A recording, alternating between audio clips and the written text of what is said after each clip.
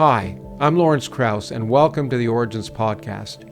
This week, my guest is a true Renaissance individual, Jim Simons, who's had at least 3 amazing careers. He's most well known to the public as the billionaire founder of Renaissance Technologies, a hedge fund firm which established the modern era of what are called quants, quantitative analysis and data mining in order to do stock trading. But Jim's had a distinguished career in mathematics before that. In fact, created something which has become very important in physics. And I first heard of Jim as a physicist for his contributions that had affected our understanding of what are called Gage fields. And we talk about that in our discussion. Jim was not just an accomplished mathematician. He had a very interesting career as a code breaker and then moved to become chair of the department at Stony Brook, the mathematics department at Stony Brook, building a very distinguished department there before switching careers completely and moving into creating what is now Renaissance Technologies. Most of the discussions with Jim have focused, of course, on his stock career, but I wanted to talk about the influences that led him to be a mathematician and to think about create the tools that would later on be used to help him in his current career. And we discussed everything from the nature of mathematics and science to the importance of empirical data and its use, and also to how the techniques that he's used in stock trading may be relevant to the kind of things that AI is using now and some of the implications of that for the future. It was a wide-ranging and fascinating discussion. We also touched on Jim's interest in supporting science through the Simons Foundation and his interest in public understanding of science. In fact, I first got to know Jim when I lectured at the World Science Foundation, one of the things he supports. So I hope you'll enjoy this remarkable conversation with a remarkable individual, and I hope you'll get some new insights into Jim Simons. For those of you watching this on YouTube, I hope you'll subscribe to the podcast on YouTube. Only a few percent of the people who actually watch our program subscribe to it on YouTube, and by subscribing to it, you'll learn about new podcasts, and you'll be able to participate in other aspects of our podcast and our foundation. Also, if you would be interested in supporting the foundation directly through a Patreon subscription, that would be very helpful. If you have a Patreon subscription, you can watch these podcasts without advertisements and also to participate in other things like our monthly live Q&A with me on a variety of subjects and other programs that we're involved in. So I hope you enjoyed the podcast, and I hope you'll help support us through either subscribing to us on YouTube or subscribing to us on Patreon. Thanks again. Well, Jim, thank you so much for taking the time to join me on this podcast. It's a real pleasure to see you again, and a real privilege to be able to talk to you. So thanks for coming. Okay, well, happy to do it, I think. Well, we'll see in the end if you do it. I already have benefited tremendously from this without even an initial talking to you about it, because you'll see that I actually learned that you had a huge impact on my life without knowing that you had until I began to research more about you before doing this. You know, I'd known we've talked a number of times and over the years, and I knew some things, but it was fascinating to learn more. You know, I've also watched some interviews with you, and I want to try and do, our discussion to be somewhat different, and I hope it will be, covering some different things. But this is the Origins podcast, and I do want to go over your origins. And I've noticed you say a number of times that you always liked math, as a child. But I haven't heard you say why. What was it about math that Well, what was it about math that made me like it? I don't have the faintest idea. I just liked it. I liked counting. I liked doubling 2, 4, 8, 16, all the way up to 1,028 or whatever it is, and that was far enough for me. But I would do that often, actually. When you say often, when you were how young? Just when you first learned to count? 3 or 4. So when I learned to count. And you knew it was math. I mean, the point is that you recognize it as mathematics. Well, I didn't know mathematics. I knew counting, but I did something very early in my life that showed I must have some ability. Maybe I was 4 years old, and we were driving. I was driving with my father, and he says he had to go to the gas station to get gas. I said, "Well, why do you need to get gas?" He says, "Well, we could run out." And I thought for a minute, and I said, "Well, you shouldn't be able to run out. You just use half of what's in the tank. Then you use half of that, and half of that, and half of that, and half of that, and you'll never run out." That was like Zeno's paradox. Yeah, you had rediscovered Zeno's paradox at age. I did. On the other hand, it didn't occur to me, yes, but we wouldn't get very far either. Exactly.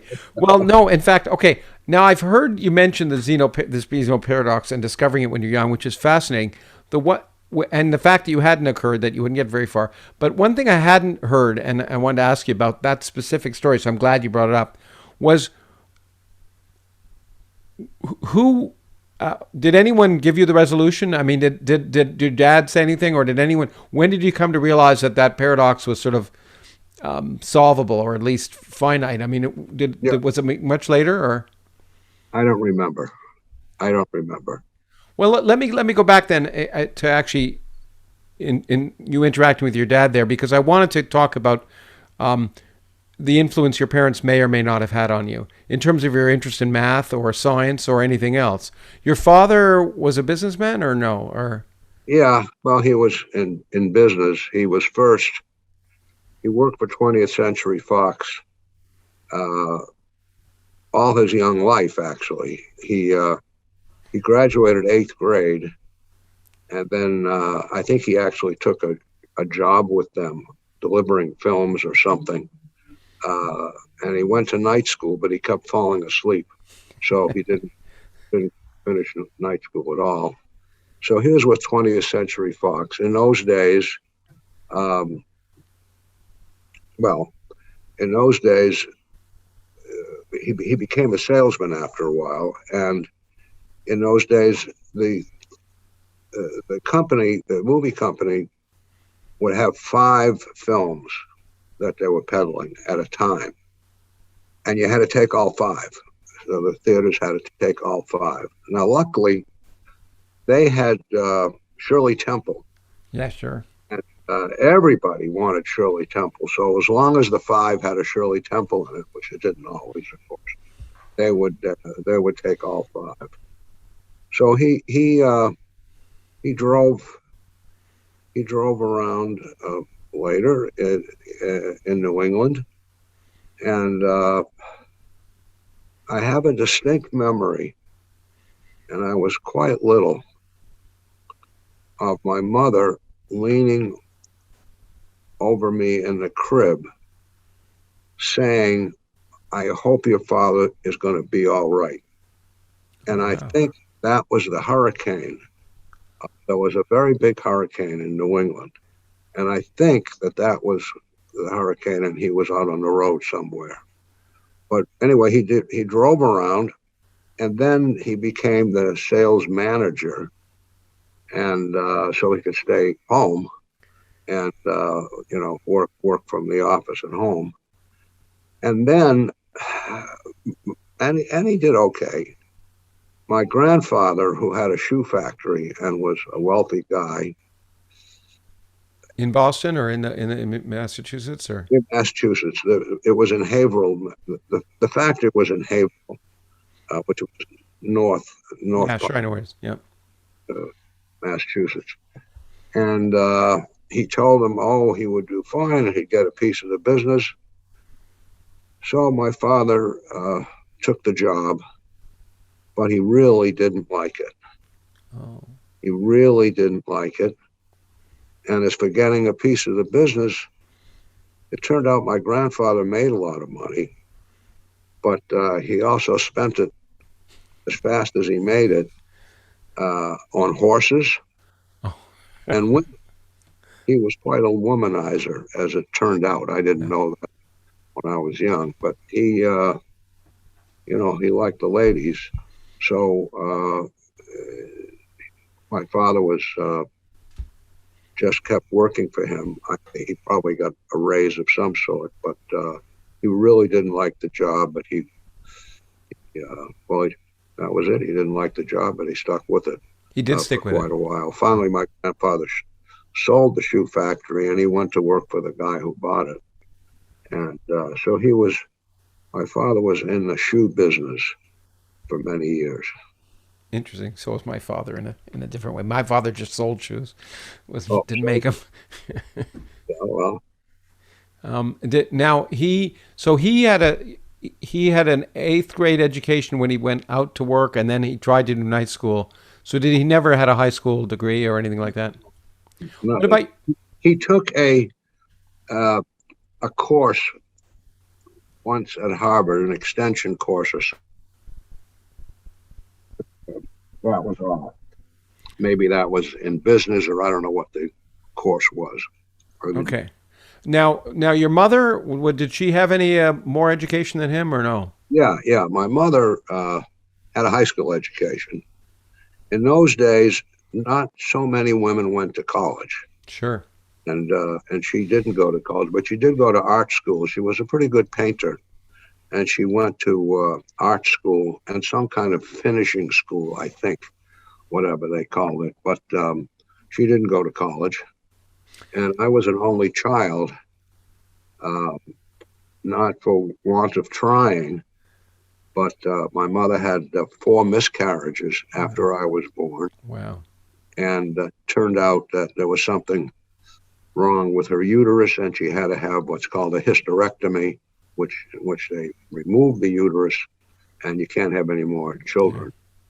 Sure. And so, of course, I didn't know this at the time, that she'd had a hysterectomy. I knew she went to the hospital, and I missed her. Kids weren't allowed in the hospital at that time, but my father took me to the back of the hospital, and my mother came to the window, and that gave me confidence that my mother was still around. So, wow. Okay, now this is interesting because I was wondering whether either of them encouraged. Well, look, first of all, I assume neither of my parents finished high school, and I was a young Jewish kid, and they wanted me to be a professional. I would be surprised. They wanted me to get an education in particular. They wanted me to get an education. So I'm assuming the same thing for you. Did they encourage you they wanted you to get an education because they had not? Oh, definitely. They wanted me to get an education. And, well, I grew up in Brookline, Mass, which is Sure. a suburb of Boston. And we lived in an apartment building. And in fact, about 3 or 4 months ago, I got a yen to go back to Brookline and walk around and see what it was. And Marilyn, my wife, came with me. And the first place we went to was the apartment building in which I grew up. And I hoped that I could see it again. We ran in superintendent's bell, but no response. So we just went up to the door and buzzed the number. She made some noises, but we couldn't make it. So we just walked up the 2 flights. It was on the 3rd floor, but we were already on the 1st floor, and knocked on the door, and she opened it. We explained who we were, and she was delighted to let us in. Oh, wow. So, well, if I'd been alone, she might have been a little more dubious, but since I had my wife. Yeah, sure. Well, look, sorry, go on. So I grew up in Brookline, and but in the and I went through the 9th grade at Brookline High. But then my parents bought a house in Newton, a small house, and that was great. I loved that little house. But one thing, it had 2 bathrooms. It's very important for a teenager, I guess. Well, when I was a little kid, sometimes I'd come running home, kind of needed to use the bathroom, and someone was in it. Yeah. So, Here I said, well, 2 bathrooms will always be free. And then I went to Newton High School, and Newton High School actually started in sophomore year because they had junior highs. Brookline did. So I entered Newton High School, and it was a very good high school. Sure. And I got a good education there. And of course, I really liked math, and I had a terrific math teacher. I was going to ask if you had good math teachers. I mean, getting ahead of myself, but one of the many things you've done is support Math for America and the importance of good teachers. So I wondered. I've heard a variety of things. Some people do very well with no good teachers, but you had good teachers that encouraged you. Eh? Yeah, he encouraged me. He taught plane geometry. The theorems and proofs. Sure. I love that stuff. Me too. So, yeah, well, it was fun.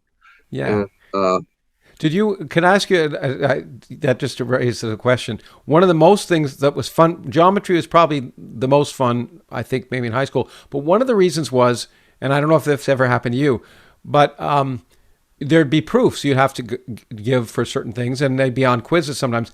And it was always such a thrill when I happened to come up with a proof, which was not the proof that was in the book or that the teacher was expecting. And it's such a reinforcement when you realize, hey, I've done something different. Did that happen to you? I don't recall that. I don't recall that happening to me. It certainly may have. This was when advanced placement was just starting, and Newton High was a guinea pig for that. Oh. So it was called the Kenyon Plan. And so I think I got some calculus even as a junior. Oh, that's great. And then as a senior. And well, I loved it. And I tutored math. And to young kids? Yeah, to kids who didn't do so well. Yeah, sure. Tutored, and it paid pretty well. And I really enjoyed tutoring. It was very satisfying when, let's say, I'm thinking of a girl in particular, when she took her test, she did okay. Yeah. And she certainly wouldn't have done okay if I hadn't been tutoring her. And the same is still true with the guy. So I did some tutoring, and I worked I always wanted to work. And had a funny experience over Christmas. I think it was this sophomore year. It was my sophomore year, which was my first year there. Mm-hmm. There was a garden supply store called Breck's, not so far from the house. And they hired me to work in the stock room after school. And but I was terrible in the stock room because there was no rhyme or reason of where the stock was kept. It wasn't alphabetical or anything like that. And I was supposed to bring up the stock to the main floor or put it away. And the couple who ran that stock room was a little frustrated with my inabilities. So I said, okay, your job is now floor sweeping. And okay. That you could do. Throw sawdust. And I loved that job because I could just push the sawdust around, sweep the floor, and think. Uh-huh. And I loved just thinking. So at the end of the season, they talked to me. We sat down. They said, well, what are you going to do when you grow up? And I said, oh, I'm going to study mathematics at MIT. They laughed so hard. They didn't see that. They didn't see the connection that those of us who are academics clearly see between pushing a broom around and thinking and sitting at a desk and thinking. Yeah, right. So they laughed. But I did go to MIT and study mathematics. Okay. And you never. I think you never went back and sort of said, "I told you so" to them. No, I did not. No. The next year, I got a nice job as a soda jerk in a drugstore. Oh, Worked there from 3 o'clock in the afternoon till 6, and I really liked that job. oh Paid yeah. 65 cents an hour, and I got my first girlfriend there. A girl who she came in to buy something or sit at the counter, and I always worked with my shirt rolled Mm-hmm. up just above my elbows.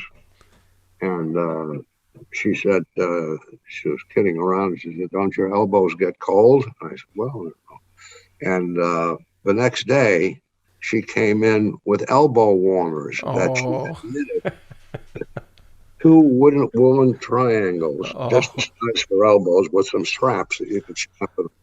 So I thought, I think this girl likes me. I figure, yeah, yeah, that was pretty good guess. It's a pretty good guess, and she became my first high school girlfriend. Oh, that's a lovely story. Did you get to also drink by all the profit, not all your profits, but I suppose you get allowed to have as many sodas as you wanted while you were working there? Yes, I could, but I didn't like sodas, but I have ice cream. I could have ice cream. Uh, Funny thing happened there. Well, a couple of funny things. A woman came into the store and she wasn't the soda fountain. She wanted some aspirin, and I think she wanted three things. And I knew what they cost, and I added it up in my head and said, "Okay, it's $4.95 or whatever it was." mhm. And the owner of the store came rushing out and said, didn't you do that on the cash register? Because there was an adding function. I said, "No, I just did it in my head." Well, he did it on the cash register, and he got the same answer I did.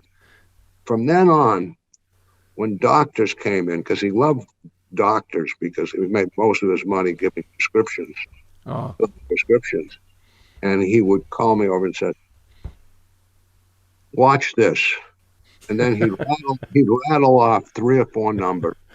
Maybe they were even big numbers. And how much is that? And well, I gave an answer. Sometimes it was right, sometimes it was, but no one knew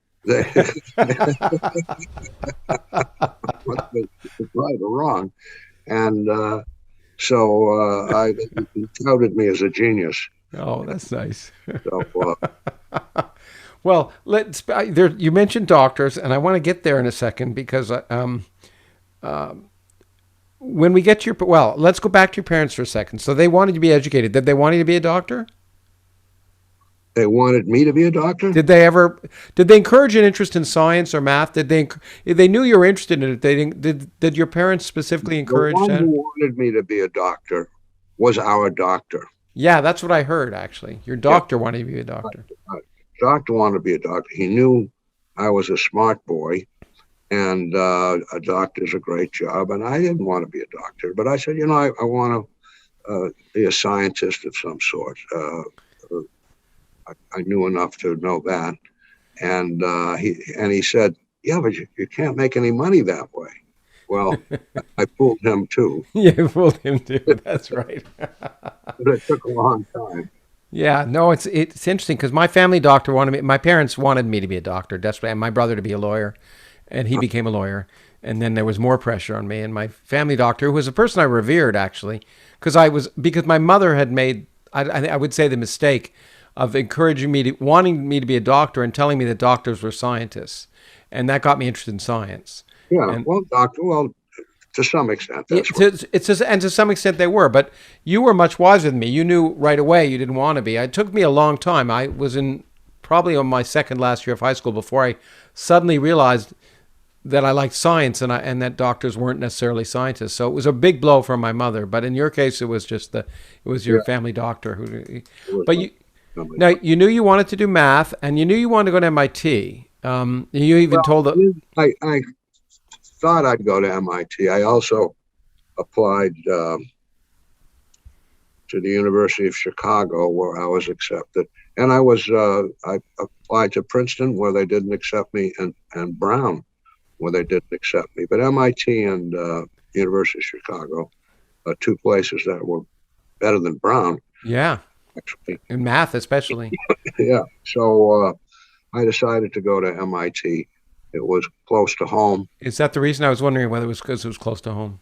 It was close to home, and I went to MIT, and I graduated in 3 years actually, because I had taken calculus 1 in high school, so I skipped that. At MIT in those days, if you studied a course, you didn't take the course, but if you studied it on your own and passed the final, you'd get credit for the course. So I did that in a few cases, and I took a course in summer school, and so I graduated in 3 years. Oh, that's and I took a lot of math, even in my freshman year, in the second semester. I took a graduate course, which was, it said no prerequisites. So I said, oh, great. And it was abstract algebra, which is what the course was. And, well, I passed it, but I found it confusing. I didn't really understand why they were doing some of the things that they were doing. wow.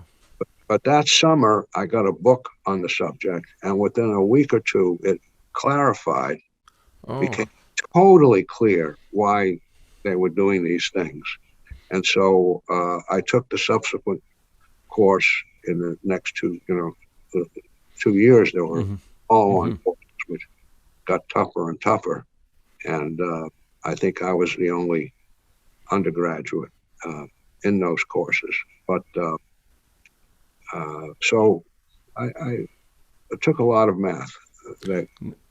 Now, by the way, I should add that, I think that policy, well, I know they have that policy, at least when I did my PhD at MIT, and that for me was a saving grace, this policy of not having to take the classes. They had these qualifying exams for your PhD, and these, and the general rule was you took 2 years of courses and then took the qualifying exams, but they let you take the qualifying exams even if you hadn't taken the courses. And I gambled. I thought I had an education candidate. I thought it was good. I thought I could fill in the holes, and I passed those exams, and that allowed me to.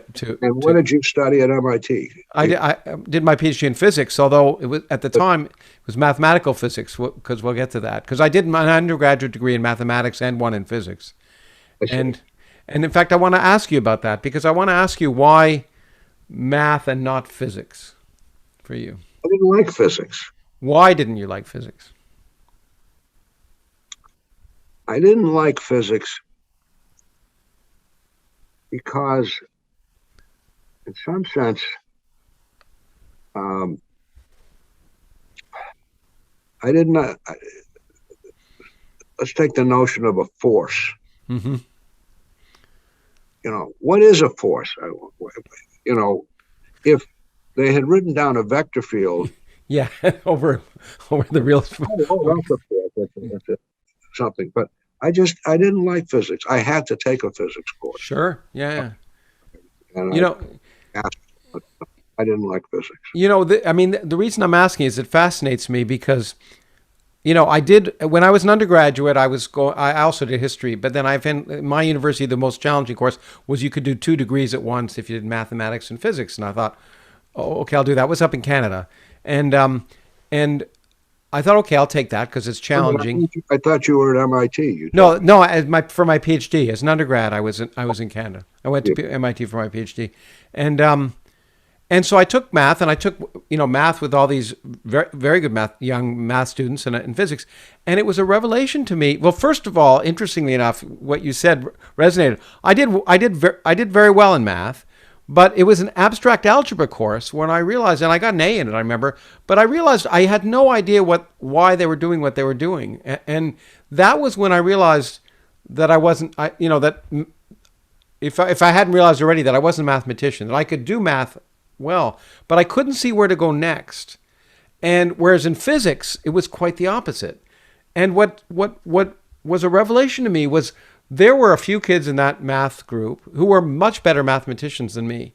And I thought for them, physics would be a breeze Because for me, physics and mathematics at the time seemed identical, and these kids couldn't do I found the physics courses very difficult, and it flabbergasted me that I thought a good mathematician should automatically be a good physicist, and it wasn't the case. It was a surprise to me. Oh, it's sometimes the case, but sometimes it isn't. Anyway, I did not like physics. Amazingly, some of the math that I did later in life.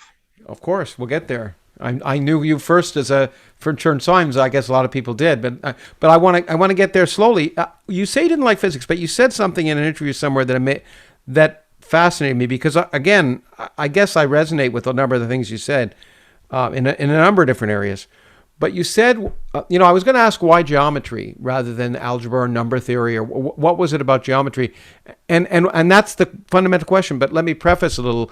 At one point, you talked about Stokes' theorem and how beautiful it was. And it is, to me, one of the most, to me, it's what encouraged me to be a physicist, the beauty of Stokes' theorem, that you could understand, the details of going inside a volume by understanding what just happened, by measuring things in the boundary and basically counting field lines going out of the boundary.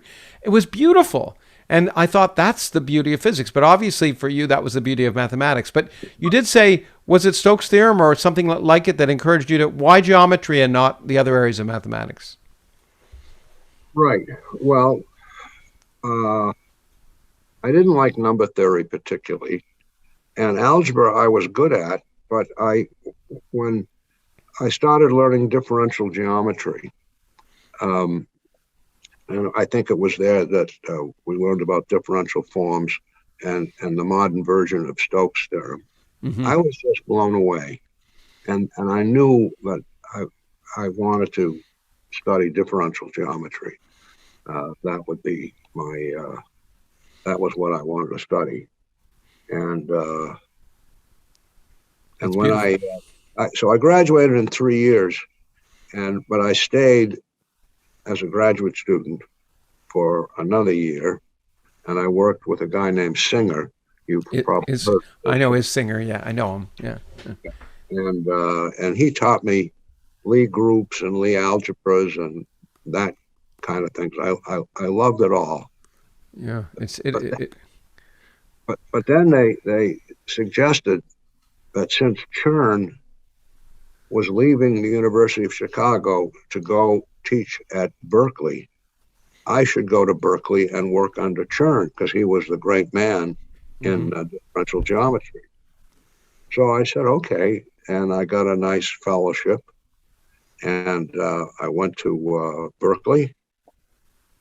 Regrettably, Chern was celebrating his first year at Berkeley by taking a sabbatical leave. Probably part of the deal he made. Probably was. So, I probably was in that. Yeah. So I worked with a different guy, and it worked out fine. Bertrand Costin, right? Costin. Now, did he later on move to MIT? Because I thought I knew him when I was at MIT. I think I even I don't know whether I sat in a class from him, but because we'll get to this. I used to the geometry of gauge theories was what caused me to want to go in to do my PhD at MIT, and so Costin, I knew him, we hit it off pretty well, and there was and I just started playing around with some theorems that I was creating, and he told me, although that's interesting, it might apply to this problem that was an open problem, but he said, but don't try that because Singer couldn't do it and Burrell couldn't do it. Okay. So I don't think you're going to be able to do it, but that got me going. Of course, the challenge, especially if you're young and ambitious. Yeah, I just got further and further on it, and I actually shared what I was doing with Singer by mail, and he encouraged me. Oh, that's good. He was encouraging, and I got pretty far. I got pretty far on it, And that winter, we were going to go back to Boston. I had gotten married, and while I was in Berkeley, and so we went back to Boston to see our parents and all the rest. But I was stuck in this theorem that I was trying to prove, and I was stuck. And so Singer and I agreed to meet at his office. There was a tremendous blizzard that day, but so we sat down, and he said, "Okay, where are you stuck?" And I said, "I'm stuck here." And he looked and said, "But you haven't used your own hypothesis." I said, about whatever it was. And I said, "Oh." And I instantly became unstuck because I could see, if I'd used that part of the hypothesis, it was that, well, I can't remember the word, but anyway, so that was great. And I got unstuck, but it still took me It was about minimal surfaces or something? No, that was it was later? Oh, okay, sorry. No, this was about holonomic groups. Oh, holonomic groups. Okay, yeah, that's right. Okay. And Singer was a very supportive. I mean, again, I remember as a physics student, it was terrifying for me to go approach a mathematician with a question. He was very supportive and not intimidating as a teacher and as a human being, at least in my experience. He was a great guy. I just wrote, someone is compiling a volume of sorts about Singer, and I just finished writing my piece. And but Singer, he was a good friend. We didn't really work together, except when he was teaching me lead groups and that stuff. But we were friends, and at a certain point, I learned through C.N. Yang the Bohm-Aronoff experiment. Do you know the Bohm-Aronoff? Of course, yes. Mm-hmm. Okay. Yes. I guess everyone knows that. Although when it was first, it wasn't known for a long time. I mean, it wasn't appreciated, I think, for its importance till much later. It wasn't believed. Oh, that's okay. Yeah, yeah. Because it seemed, you're right. It seemed like it flew in the face of conventional wisdom. Yeah. How could it be? So a number of people did the experiment. They got the same answer, and then I think something in some part of physics. I'm trying to think of the name. The area of physics could prove it. It came out of. It could be proved by. I can't think of what that. It doesn't matter. I mean, yeah, but in quantum theory, the quantum phases. Well, anyway, it's ubiquitous. Yeah. Well, so I learned that from Yang, and Singer was in New York that year. I think he was at Rockefeller, and so we had dinner, and I showed him this Aronoff bomb experiment, and he was, thrilled by it, and I think because in his older age, he was doing physics. Exactly. I was going to say, unlike you, I was going to ask if he had that impact on you, because he was a mathematician who, when I knew him, was definitely interested in physics, but he didn't pass that down on to you when he was teaching you. No, not at all. Okay. But I think this inspired him, because you could model it as a flat vector bundle. Yeah. That had holonomy, and it was this holonomy part that twists the electron. And so I think he and Atiyah started doing physics. Yeah, the Atiyah-Singer index theorem, and it became very is related to that in a sense. Oh, yeah, but he had already done that. Yeah, but they exploited that kind of thinking. Yeah. And in fact, well, I was going to do this later, but since you talked about Yang, I have to jump ahead, because I heard about your time. Well, we'll get to when you were chair, and eventually, and in your experience teaching Yang and others math and physics, and that's when I have to say this now. That's when I realized the incredible impact you had on me, because when I was an undergraduate up in Canada, I went down to Toronto. I wasn't in Toronto. I went down to Toronto, and I went to hear some public lectures by Frank Yang. And Yang at that time was talking about the geometry of gauge theories, fiber bundles, and it was a revelation to me, and that's what I decided I wanted to work on, and actually that's what I proposed that I wanted to work on, and what eventually I think got me accepted to do my PhD at MIT. And for a long time, I actually worked on that was what I thought I'd be working on, which is the geometry of gauge theories. And I remember, I mean, there was a physicist, Roman Jackief, who was originally my supervisor, who was a physicist very interested in mathematics at the time. But that became very interesting, and I remember even later on, Steven Weinberg, who you probably know,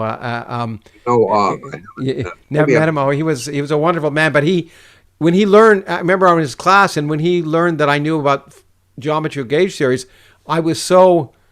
It's very humbling, but very exciting. He invited me to his house. He basically pried me for information, and as this humble graduate student, to have this Nobel Prize winning physicist, just wanted to learn everything about it. It was fascinating, but now I realize I have you to thank for it, because I think Yang's interest in geometry, in fiber bundles and the geometry gauge theories came from you. Is that not right? I think so. Yes, he asked me for a book. So I gave him Steenrod's book, but it was very hard for him to read. That was a tough book for a mathematician to read, let alone him. But he did then understand. He invited me to ask me to give a course, a seminar over lunch to his institute. So I did. It was the smartest class I ever had. They're all terrific physicists, and I said, in physics you call it this, we call it this, and I try to get them not to use so many indices. There were indices around. Don't need all these indices. Yeah. So forth. So it was a nice.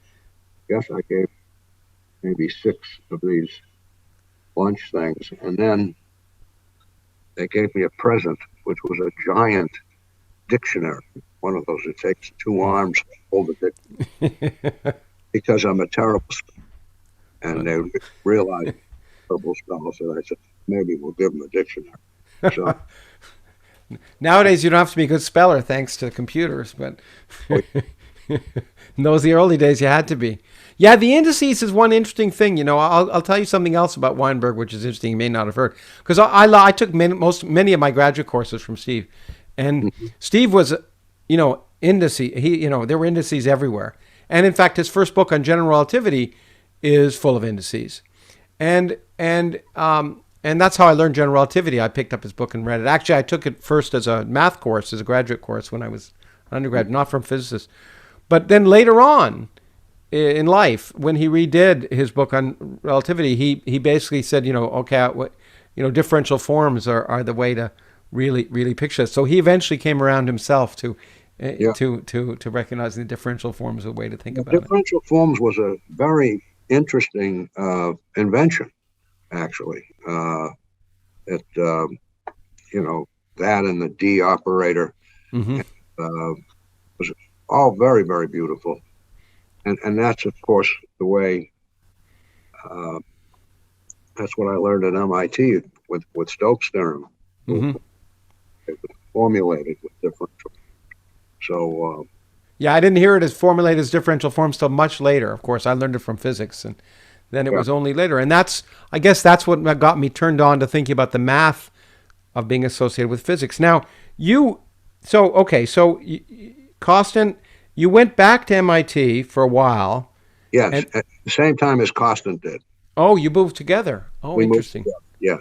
Ah, He was okay. a Moore instructor, and they gave him tenure. So I think he was an associate professor Ah, at MIT.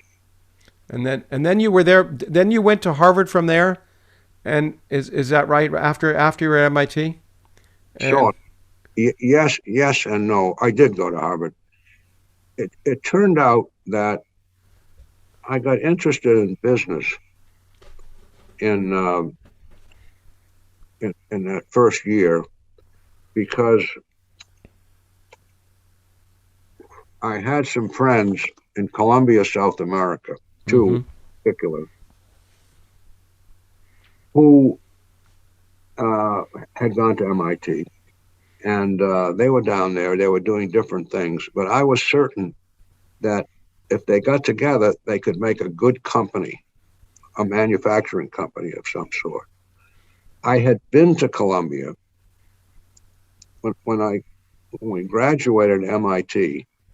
Uh, I guess you probably know the story that Yeah, I knew you two of took a two of us motorcycle or scooter trip or something like that.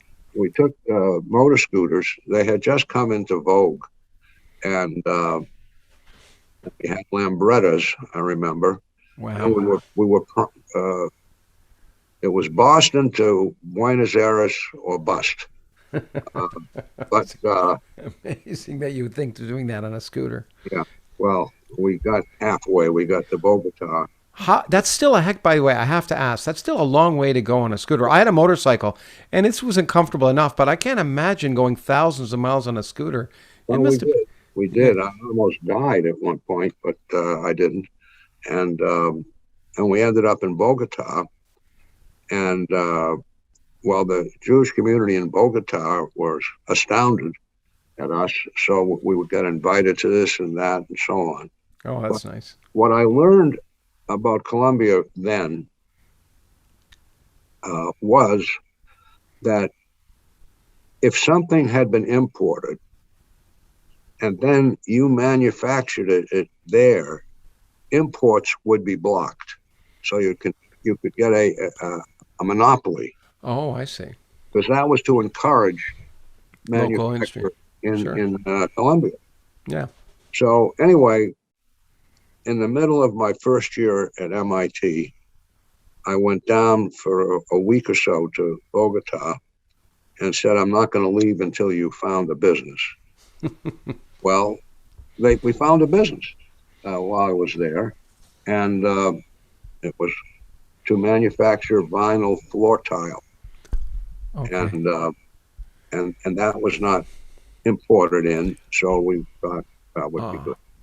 So I scraped together a little money, and I managed to, from my rich uncle I had, and my father, and so I had 10% of the business.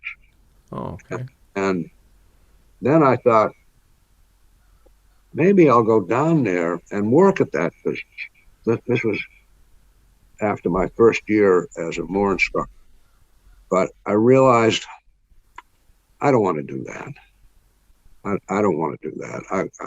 I want to keep doing math, but I had given up the Moore instructorship. Ah, But Bott, whom I knew, said, "Oh, he was at Harvard. I'll put sure. you on a contract." He had an NSF contract or whatever. So I had I was at Harvard for a year.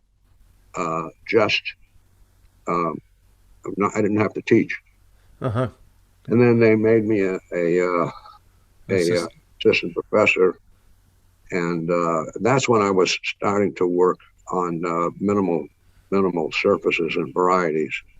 Um, and but the business wasn't working out so well, and I owed money, and I wanted to pay it off. And I learned about this place in Princeton called the Institute for Defense Analysis, which was code cracking, Mm-hmm. highly classified place, and they hired mathematicians. So And they I paid more, presumably. what? And they paid more, presumably, than being an Yes, assistant they professor. paid considerably more, And I got the job and moved to Princeton, and I was there for 4 years. Much of that time was working on this minimal variety area. I understand you were allowed to spend half time on math and half time Yes, on classified, in principle, code cracking yeah, analyses that yeah. about things that you weren't always aware of exactly what you're doing, but And you I learned about computers there. They had it, a huge one for the day. It was equal to all the computing power in New Jersey when it came in. But I wow. Was learned that your about, first experience? I was going to ask you, that was on my list here. Was that your first direct experience of working with computers? uh, well, yes and no. Yes, it was, but I didn't know how to program. And when I tried to learn, I was a terrible programmer because I have kind of a bad memory for local things. And I was a terrible but they had good programmers there. So But you were good at algorithms, but not implementing them in programming language. I mean, your algorithms is something you enjoyed, right? Developing algorithms. enjoyed very much. And I did one thing for them, which was very good. There was a long-standing problem in the field, and I came up with an algorithm which would solve that problem. At least it would get the answer thousands of times Okay. faster than they could. So that was really a good contribution. Yeah, sure, sure. Were you allowed to publish that, or was that Oh no, classified at the time? classified, and it's still classified. Oh, But the NSA, National Security mm. Agency, built a special purpose computer to implement the algorithm. Oh, that's neat. And I found years and years later, they were still using that. Wow, So this makes was you a feel good. 9/11 period. They were still using that, Wow. my algorithm. So, but, but you know, I left. Well, I, now, yeah, I want to get to your leaving because there's an. I mean, I try to pick things from which I learned from your background that I think are interesting. But before we get there, because I think the shift from Harvard to Princeton at one point, and maybe this was just an offhand remark to someone, you said that you found Harvard to be stuffy and a stuffy environment compared to MIT, and it's interesting because I did my PhD at MIT, and then I went to Harvard to something called the Society of Fellows, and and which you must be aware of because the Simons Foundation has something called the Society of Fellows. So I I don't do. know if it's named after the Harvard site. It seems very familiar when I was just looking at it. Yes. But I found the transition from MIT, which is kind of a practical, hardworking, no nonsense kind of place, to Harvard to be a very interesting transition because I did find Harvard much more, and the society, of course, is one of the more pretentious groups at Yeah. Harvard, and Yeah. it was a difficult transition for me. So I was intrigued to find out that you found it something similar. Yeah. I did. I really didn't like Harvard, and I don't know why, really, but I found it stuffy. Yeah. Uh, but that was quite an honor to become a junior fellow at Harvard for you. Well, it was an honor for me. Yeah, it was. I was shocked and surprised, and it But was actually. was Well, it in math or was it in physics? it was in physics. At that point, I'd done my PhD in physics. There were some really good mathematicians there too, but in fact, I was going to ask. It seemed to me, based on well, I don't know how it was, but you could have. I'm surprised that you weren't considered for that. I don't know if that was operating then, but I think it was. Yeah, it was. It was operating. The Society of Fellows. It was an alternative.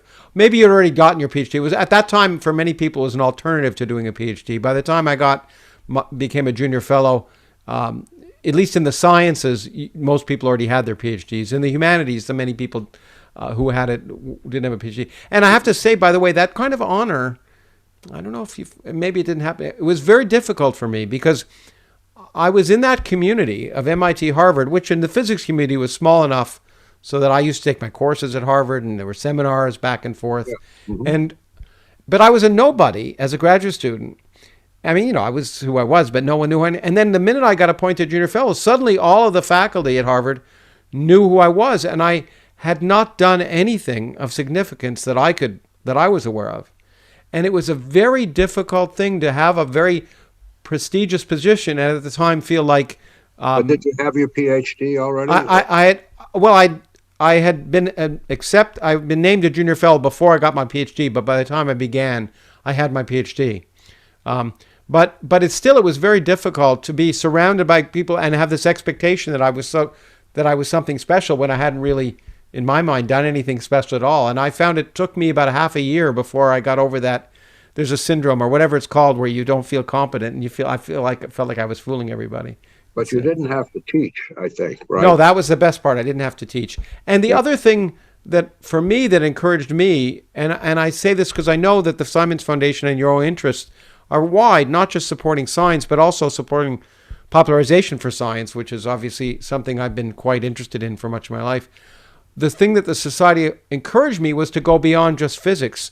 So while I was there, I decided I wanted to write some books more generally on science and culture.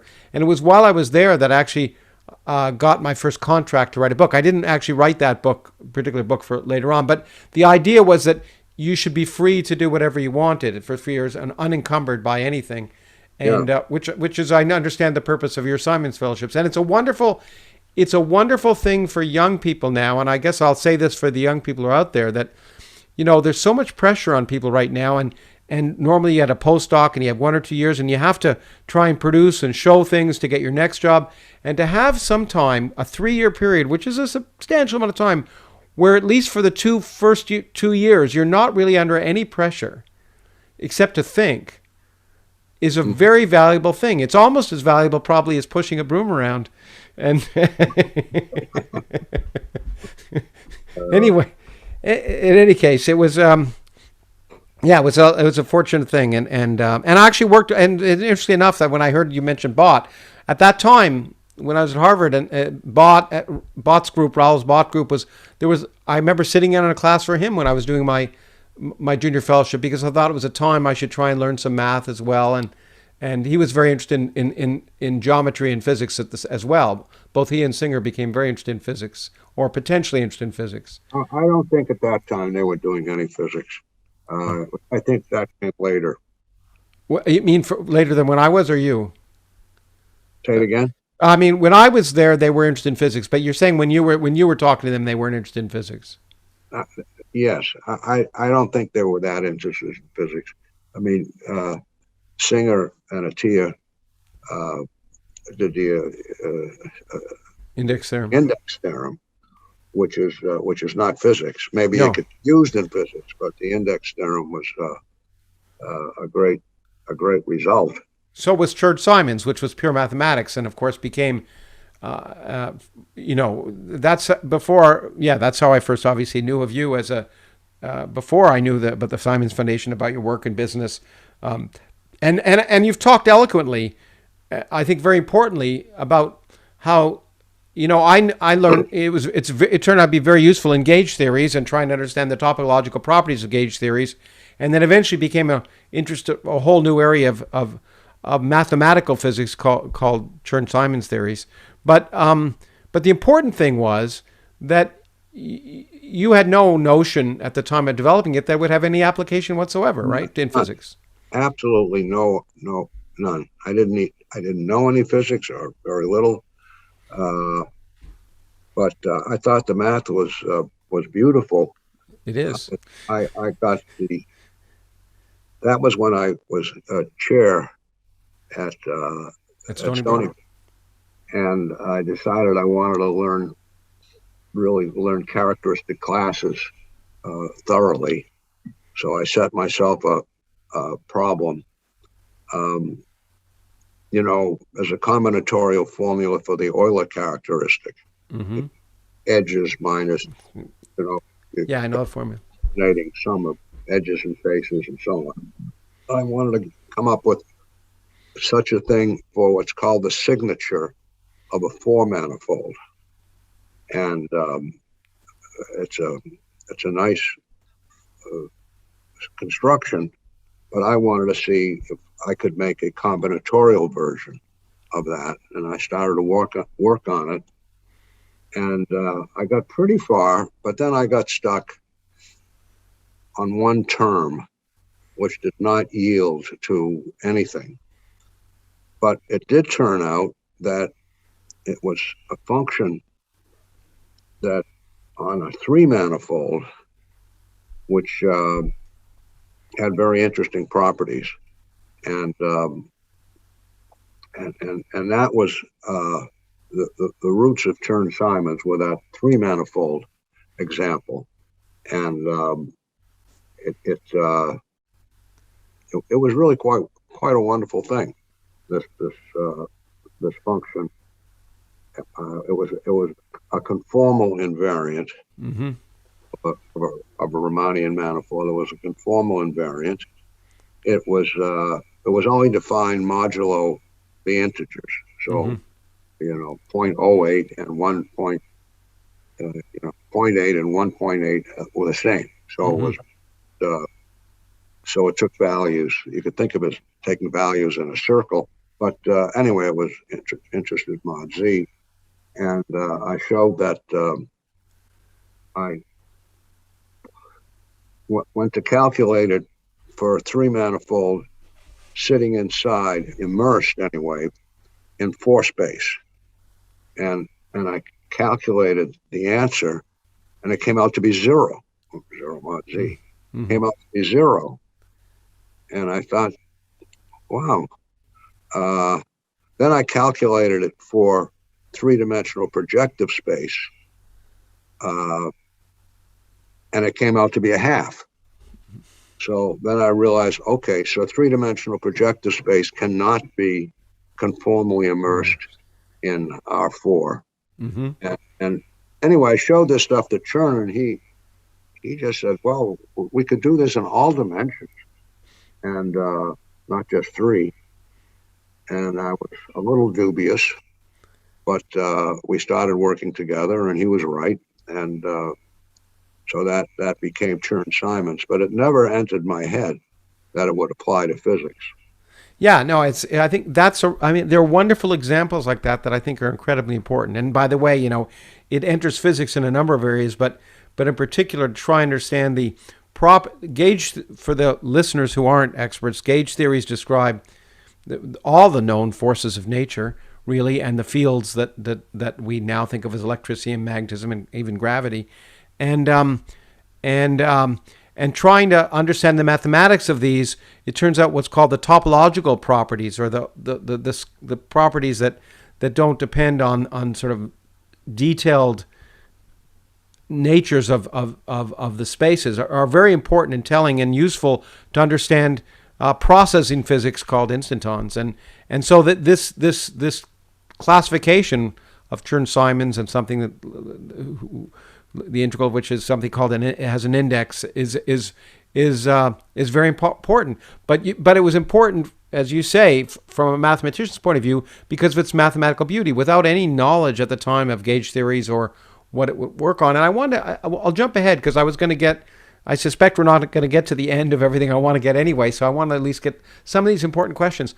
Nowadays, there is a great, over the last, one sees in government in particular, and this has been true since I guess I've been a professional scientist, this push for funding for applied problems, to solve problems, and less interest from the point of view of politicians, and sometimes, unfortunately, from the point of view of the public, in fundamental curiosity-driven research. And the important and what people don't realize is that very few profoundly important applications have ever come out of people directly thinking about those applications, but rather came out of people like you working on something that was fascinating with no idea that later on it would have an application. Right. And so I wonder if you could comment on that, because I guess you have the luxury in some sense of funding with your foundation potentially this, but in terms of the government and the pressures of the public to say, no, we want you to solve this applied problem, and if they'd wanted faster computers back then, they would have had faster pulleys and wheels until someone developed a transistor related to something totally independent. Well, yes, we support primarily, although in one area we have a study on autism, which is applied, Yeah. just applying treatments and so on. But the rest is just basic science, and yeah, I love basic science. And you're right. My favorite story is I. Raby. You know, Yep. so he invented or discovered nuclear magnetic resonance, Mm-hmm. and he won the Nobel Prize. Mm-hmm. And you know what it is, Yeah. or whatever. And, Yeah. People use it all the time now to see their bodies. well, exactly.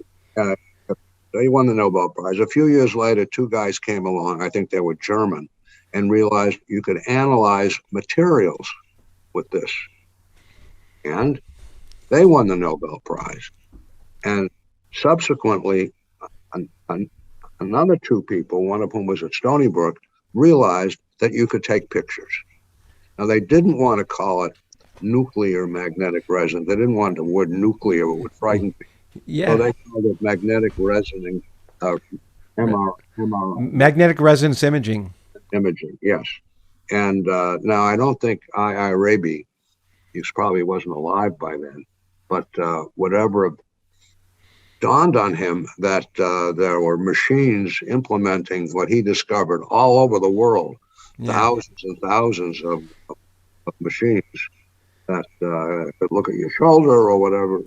You know, I'll add to that story for you a little bit, because Rabi was one of the more influential physicists of his generation and had many great students, and he influenced many people. And one of the people who then followed up on that field was a wonderful physicist named Ed Purcell, who was at Harvard, and actually, by the way, was one of the people who interviewed me for the Society of Fellows. But he was an amazing man. Every time I talked to him, I wanted to grow up and be a physicist. He was an experimental physicist. He won the Nobel Prize specifically for magnetic resonance, nuclear magnetic resonance, the details of which had followed up on Rabi. He and Bloch, who was at Stanford. And when asked at the time, Ed Purcell was asked at the time, when he won the Nobel Prize, what the utility of this would be. And he said he didn't necessarily think it would have any wide-scale application. It was a very important phenomenon in physics. But I thought it was I. Raby who discovered it. Well, Rabi, I mean, nothing is, it's all incremental, right? So Rabi did a tremendously important work in understanding the importance of magnetic moments in atomic systems, for which in the spectroscopy of fundamental atomic systems, and so that's what he won the work for. And then the people who'd actually used it for nuclear magnetic resonance to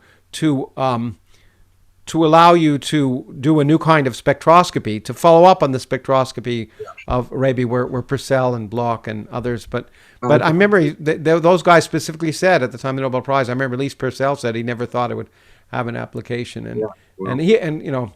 It's, I know the name Purcell. I never met him, but I know that. It's a pity. He was a wonderful man. He actually wrote a great introductory book in electromagnetism, which was one of the best at the time. But he was just fascinating, like Singer. And in my opinion, the important thing about that I hope most senior scientists realize is that just conveying your fundamental excitement and interest is perhaps the best thing you can do for young people, in a way that, young people are terrified by important people and people they look up to. And just being willing to talk to them and convey your excitement is probably the most important thing you can do as a mentor and a teacher. Because I certainly know it, for me, that was just having people who would take me seriously enough to convey their excitement was a tremendous motivator. I agree. Yeah, and we're lucky to have such people. But let's I want to jump through, because obviously we're not gonna have time to do everything, and I'll even get to your business career, which has been not so bad. but I was fascinated to learn. I knew you'd done the time at the Institute for Advanced Analysis, and I knew then you had become chair at Stony Brook, and I was interested in that transition. And I did hear you somewhere talking about the story related to Vietnam, that you got basically fired by IDA for protesting the Vietnam War. Is that not true? Well, yes, it's true. Maxwell Taylor, you remember that? Sure, yeah. he headed not only IDA, but there were various other kinds of units in this Institute for Defense Analyses. And he wrote a cover story in the New York Times about how well we were doing in Vietnam, and we have to stay the course, and blah, blah, blah. And I thought the Vietnam War was the stupidest thing we were ever done. So I wrote a letter to the editor saying not everyone who works for General Taylor agrees with his views, and here are my views. And so they published a letter, and I thought there might be repercussions, but there weren't any. But then a few months later, a guy came around and he told me he was a stringer for Newsweek magazine, and he was doing a story on people who work for the Defense Department, which I indirectly did, who were opposed to the war. And he said, I'm having a hard time finding people. Can I interview you? Well, I was 29 years old. No one had asked to interview me. So I said, sure, you can interview. So he said, well, how are you approaching this? And I said, well, here we're supposed to do at least half our time on their stuff, but you could do half your time on your stuff. So until the war is over, I'm going to only work on my stuff. And when it's over, I'll only work on their stuff until it evens out. Which was not completely true, but it was kind of true. And then I went to see my local boss, which was the only intelligent thing I had done that day, and told him I gave this interview. And he said, what did you say? I said, well, I said about half and half and so on. So he says, I got to call Taylor. So he went into his office. He called Taylor. He came out in 5 minutes and said, you're fired. Wow. I said, fired? I said, you can't fire me. My title is permanent member. And he said, well, do you know the difference between a permanent member and a temporary member? No, I said. He said, a temporary member has a contract. So, but I wasn't worried at all because I had recently finished the work on minimal varieties. And that paper, 50 years from then, is still cited. Sure. It had almost 1,900 citations. Wow. And for a math paper, that's a lot. That's a lot, yeah. And so it was really a very good paper. I was very proud of it. And I knew that I could get an academic job. Yeah. And I wasn't worried about supporting my 3 children. Now let me ask you this question. It's a hypothetical one, but because I want that's a great segue because we'll talk about moving back into academia, and it's nice to have had that security, knowing in the background that maybe that I don't know that didn't weigh on your decision. Let me just ask the question: Would you have done it again if you'd known the consequences of what you said, or would you have held back? Well, that's a good question. I probably would have preferred not to get fired. So in that sense, but as I said, it didn't worry me very much. It didn't worry me very much because I knew I could get a decent academic job. It might not pay as much as IDA. And I had some offers, but then Stony Brook came along and asked if I wanted to chair their department, and that sounded kind of exciting. Oh, we'll get there because again, I can relate because I did almost the exact same thing at almost the exact same age. But I want before you get there, I read a quote from you, or I heard a quote from you somewhere saying, "It's everyone should be fired once." Yes. Okay. But everyone should have that experience as long as you don't make a habit of it. Okay. That's what I said. Okay, but let's parse that for a second because I actually also think it's kind of a useful thing for people to do, and maybe it was just a fun remark, but it can be very useful. So maybe it was just an offhand remark, but I'd ask you to elaborate on that. What's the utility about being fired? Because I think it's useful to suddenly be in one way or another forced to do something else. But well, I don't know. I just blurted that out. Oh, okay. I didn't know if there was more to it than that, and I couldn't resist asking.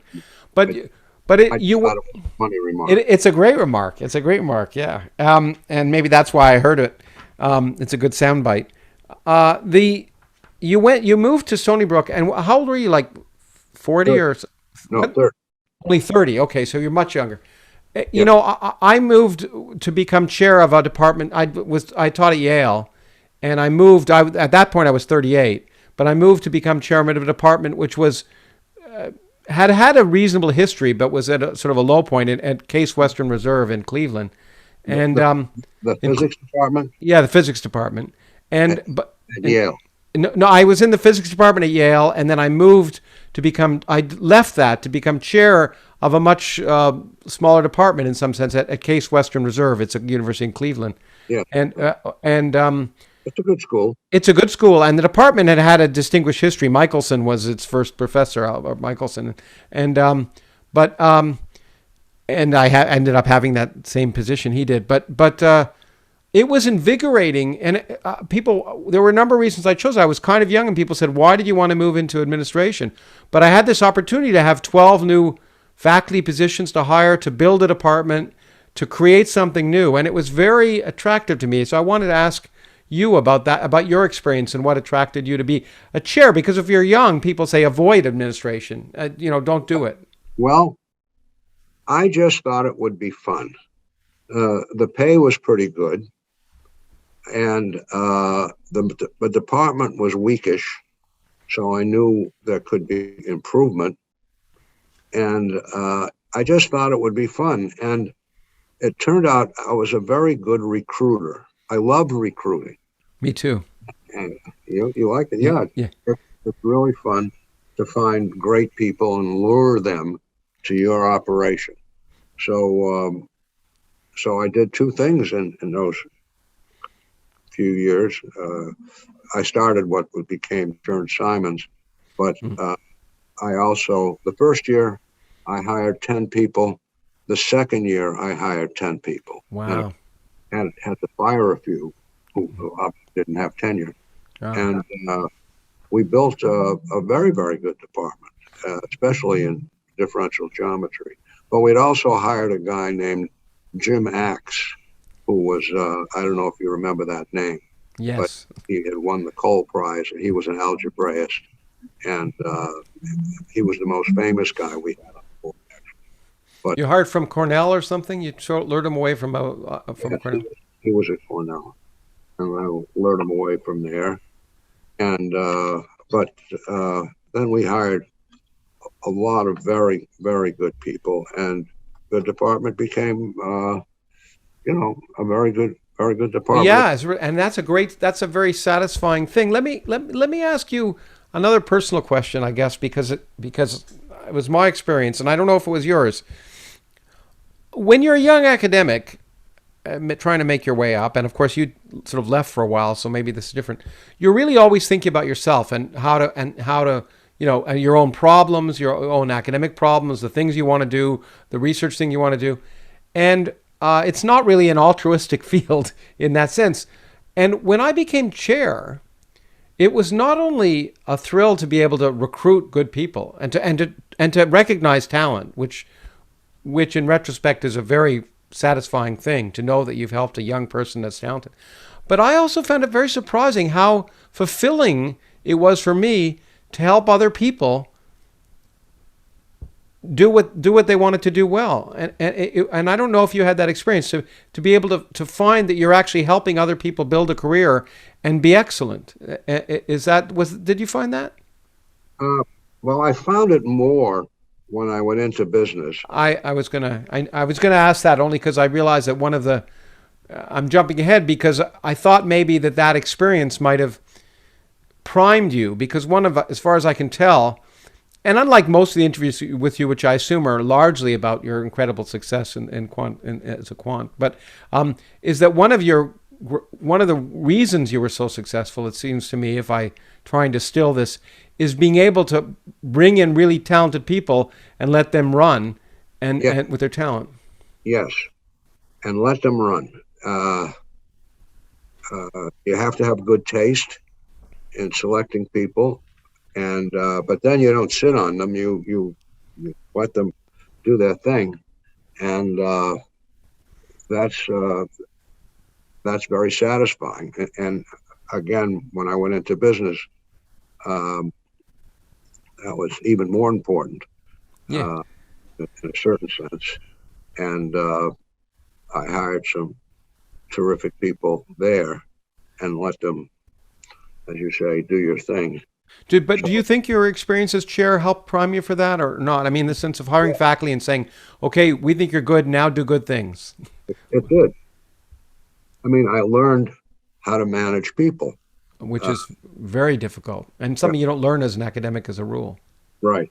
And so I left Stony Brook, I think, after 8 years, and that's when I went into business. And but I had learned to manage people, and I was good at that. I Well, think, recognizing talent and encouraging them to do the best thing is great at managing people. If you yeah, can do, if that's what you can, I mean, sometimes unfortunately there's the minutia of other things that get in the way, but that's the heart of a good, yeah. It's it obviously worked for you. Fortunately you actually were able to build. Look, let me put this. Well, let me. There's as far as I can tell. Again, I've tried to think about your life, having been studying it lately. Three factors probably are important, but one I learned one was that you had sold this company that had started way back when in Colombia, and so yeah. you had a cushion. You had a monetary cushion. You weren't quitting your job in some sense with worrying about feeding the I did, family. I did, and in fact, it that business was sold, and for quite a lot of money, and my friends said from Colombia, okay, now we have all this money. We want you to help invest it. I didn't know anything about investing, but I said, okay, I'll do that. And I found a guy, a mathematician, who had gone into the commodities business. Mm-hmm. And I went and talked to him to see what he was doing. And he seemed to really know what he was doing. So I said, okay, we're going to give you X dollars. You can have 10% of the profits. And we want you to make some money for us. And I said, but if you lose too much, you have to stop. And he said, what's too much? I said, well, if you're down 30%, you have to stop. But as I was walking out the door, I said, and if you make a tremendous amount of money, you have to stop. And he said, how much is that? I said, if you multiply our the fund by a factor of 10 after your fees, then you have to stop. Wow. And well, he couldn't argue with that. Yeah. But the remarkable thing was that after a few steps that he took that didn't work, he got into something and made a fortune.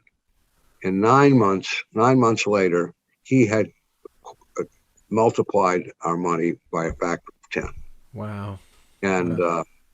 much of that was in a Bermuda trust that had been set up for me by the father-in-law of one of the two boys, because he was very appreciative that I'd gotten this business going in the first place, and he owned half the business, and he took $100,000 and put it in a Bermuda trust for my family, Oh.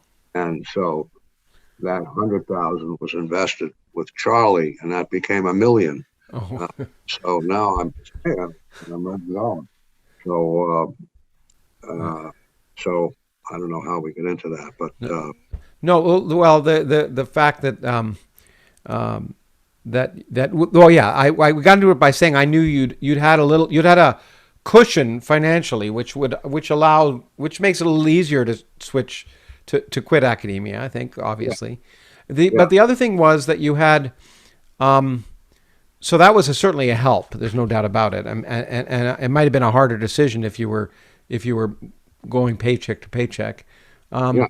But also you also had a cushion of intellectual excellence. You were able to build on the investment you'd made in humanity. As far as I can see, you brought in, let's see, someone you knew, a very important person from the Institute of Defense Analysis, who'd been involved in creating an very important algorithm which led to speech recognitions, right? Baum is his name or something, or yeah, and then also Axe, your great hire from Yes. So you were able to say, oh, I've got these really good people. I already know they're really good, and I can bring them in. That must have been important. It was important, and at a certain, we were doing fundamental trading initially, and that worked out okay. Wait a minute, I should go. Oh, I thought we had 10 minutes How much left. longer? 10 minutes or so? Is it? Yeah, 10 or 15 minutes. Yeah, maybe 15 minutes. Thank you. I don't know where I was. Oh, anyway, it was fundamental trading, but finally we get into making models, and they worked better. And it was ever since it was model making, and your experience in algorithms. Well, obviously algorithms became very important, as did machine learning. I mean, which were you directly exposed to machine learning, or is that something that you were brought in by your colleagues? Machine learning didn't exist in those days as a notion. I think machine learning has only been around for about 10 years or 15 years. No, we didn't do machine learning.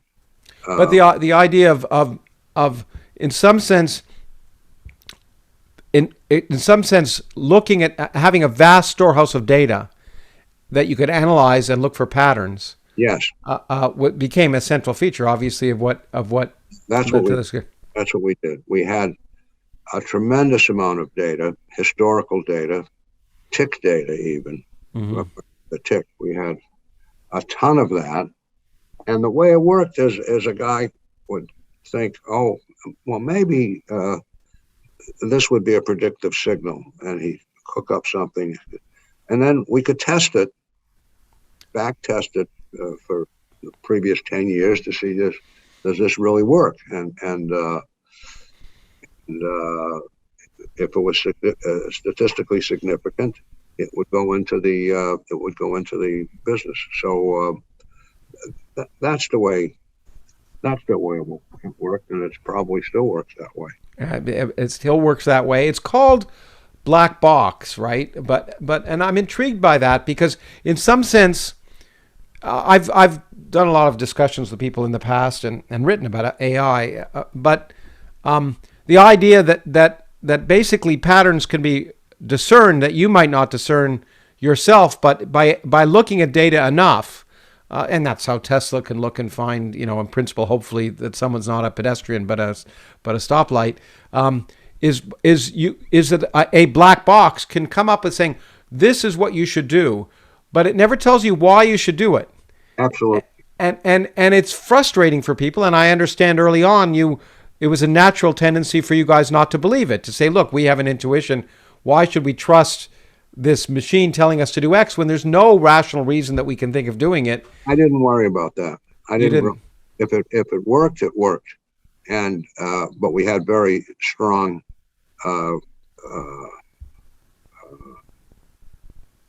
conditions, requirements. Yeah, the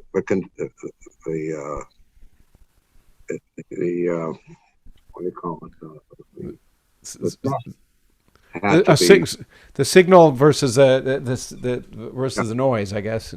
Predictive signals, predictive signals, and they had to have enough statistical significance to put them into the system. And they're tested all the time. Sometimes the signal disappears after a while, so you take it out of the system. But It's just a continuing growing thing. Well, in retrospect, of course, it seems eminently sensible. By the way, I've had four of my PhD students from Yale 1 year went to work as quants in Wall Street because the mathematics was not that different than what they were doing, and the pay was a lot better. But none of them came to Renaissance. The interesting question is, no, I don't think so. They were being hired by, and I don't know if any of them eventually came to Renaissance. They were being hired by the big management for, all the big banks and things that were hiring people like crazy. Places like that. Yeah, I know. But anyway, the funny thing is, I heard, I remember a year after three of them were in Wall Street, they met and they were sitting there and they were at work, and then they would end up talking about gauge theories, and then someone said, "Hold on, hey, wait, that's not what we do anymore." But what I wanted to ask you about is this interesting. It's fascinating that you had the capability to say you didn't worry about whether it defied intuition, because many people, I think, would not be able to do that. And I was going to ask you a side question. There's no doubt that as machine learning gets better, medical diagnostics will be ultimately rationally taken over, I think, by machine learning, but looking at vast amounts of data and making clinical recommendations on the basis of it. Mm-hmm. But the question that's interesting is, will people be willing to take, so if a black box says, do this, but doesn't give you the biochemical reason or the rational reasoning, whether people will be willing to take medical instructions from a black box, basically? That is a very good question. It never occurred to me. And I think the medical community, it would be very difficult for them to implement some treatment which they didn't understand at all. Yeah. Why it should work. Even if it's the best treatment. Yeah. Well, exactly. Yeah. I mean, for example, acupuncture. Some people believe in acupuncture, but there's no analysis that says, "Oh, this is why acupuncture should work. We should all do acupuncture." So most people stay away from it, even though it might work in some cases. I don't know. It might. I haven't seen evidence of it, but I know that people, swear by it. But then people swear by a lot of things for which there's no evidence, and it's a human characteristic. Okay, well, I'm glad we got to that question, because I think it's an interesting one. I mean, the difference is, I think why it'll be much harder is that if you're wrong in your algorithm, you lose some money. If you're wrong in your clinical recommendation, you may lose a life, and one seems a little more difficult than the other, I think. Correct. And maybe easier. It's easier to take losing money than a life. Yeah. Let me, since we don't have much time, there's a few other areas I wanted to hit, and I'll just pick on one of them. I'm a great admirer of many things you've done, and not just the math, but the things you've chosen to do in your life. And that's how, by the way, we first met, I think, was when I lectured at the World Science Festival, probably early on. I remember you and your wife came to a number of the lectures. We had a number of good talks. Yeah, we support that organization. Yeah, I know you do, and we've chatted with it, and as I've built other organizations, I've hoped at some point the Simons Foundation would fund that, but that's not the reason we're doing that. The thing I want to talk about is one of the things the Simons Foundation funds is the Flatiron Institute of Computational Scientists, and which, of course, in some sense, I can see why you personally would think that's incredibly important, because it's been important in many ways in your own. I am as proud of the Flatiron Institute as I am for anything else I ever did. I'm really proud of it. It's terrific. That answers my question. I was going to ask it. My last question was what you're most proud of. So, are you more as proud of that as Chern Simons or the minimal minimal varieties? Yeah. I'm pretty proud of that. Chern Simons. Well, yes, because I came up with its roots, the beginning of it. And then with Chern, of course, we expanded it a great deal. But I thought what I came to him was very good. So I'm pretty proud of that.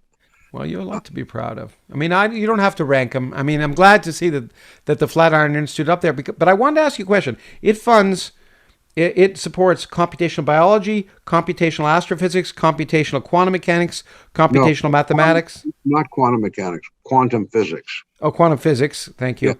Computational mathematics and computational neuroscience. correct. If you had, okay, just let me ask. I mean, there's no reason. This is just a guess, speculative. Which of those areas do you think is going to pay off the most? And we'll do another interview in 50 years and see. Well, they're all paying off. I can't really tell. The astrophysics unit has published the most papers, but that's not necessarily a measure. Yeah, Uh, that was run by David Spergel, who's now the head of the foundation, the head of the foundation. who I've written papers with, by the way. Was that right? Yeah, yeah, Yes, yeah. When I was a junior fellow, he was a graduate student at Harvard. I see. Well,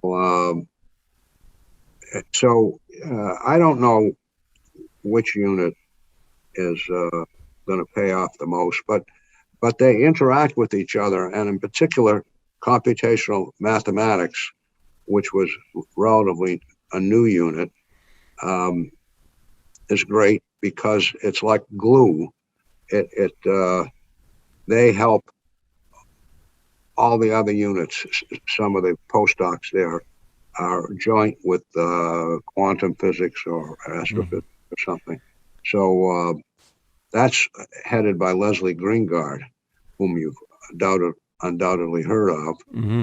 And he started the thing. It was called SCADA, Simon Center for Data Analysis, and that was worked out so well. It was tilted to the biological side because Leslie also has an MD, but it really went well. And then we thought, well, maybe we'll start astrophysics. And Spergel gave a workshop, organized a workshop to see if it was a good idea to do this astrophysics. That would have been the second unit, and I took him aside after the thing and said, I'll do this if you head it. And he said, "No, I got to think about that," and so on. But after a couple of months, he agreed to head it, and did a great job. And then we have great leadership in each of the units. Absolutely stupendous leadership. Well, it's important. It's totally important, and so we have, and with good taste. So there's very many good people there. Well, I think that's you have many skills, but one of which has clearly been knowing talent and nurturing it, which I think has been obviously very important for you in every area of your career. Look, I know you have to go. I have one last question because I don't want to keep you. Actually, I would love to talk for another hour or two, but I've really enjoyed this. I hope you have. But speaking of the support of the Flatiron Institute and the Simons Foundation, there is now a trend, in some sense, to almost return to the Renaissance times of patrons. As governments cut back and are in support of research because of economic concerns or demands, one is finding more and more extremely wealthy individuals like yourself, and Yuri Milner in supporting some things and others, that we're getting almost to a time of patrons again, where it seems to be that the opportunities for supporting especially foundational research is now coming directly from individuals of great wealth and not from the government, which was really only fairly recent. Government-supported research has only been since the Second World War in the United States, the big science. Yeah. I'm wondering what your take is on that and its future, and is it a good thing or a bad thing? Look, it can't be a bad thing for someone to patronize science. That can't be bad. It can't be bad, I agree. But I think it's really important that the government does more.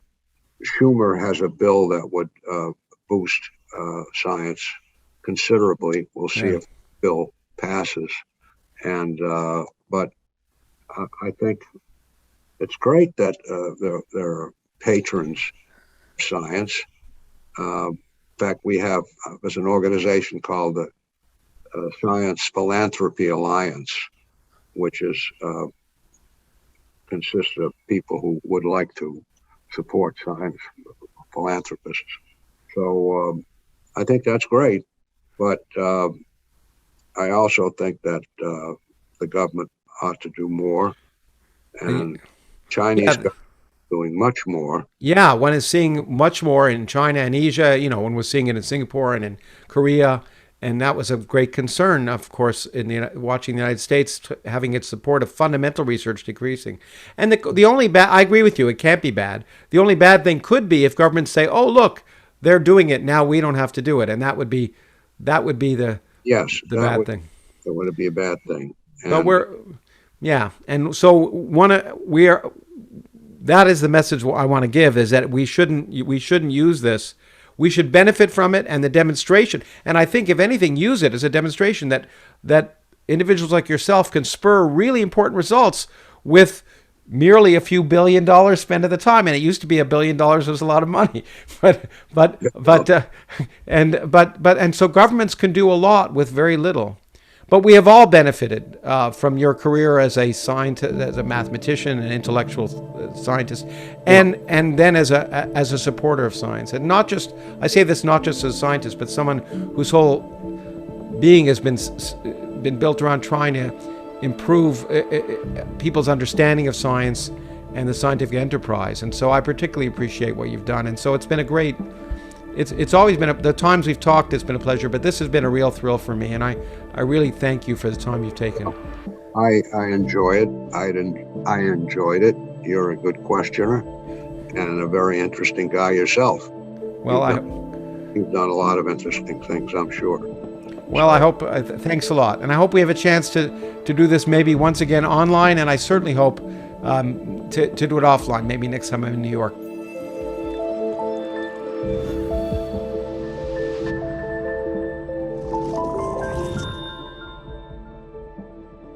I hope you enjoyed today's conversation.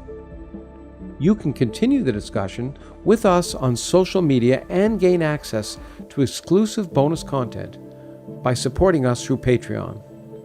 This podcast is produced by the Origins Project Foundation, a non-profit organization whose goal is to enrich your perspective of your place in the cosmos by providing access to the people who are driving the future of society in the 21st century and to the ideas that are changing our understanding of ourselves and our world. To learn more, please visit originsprojectfoundation.org.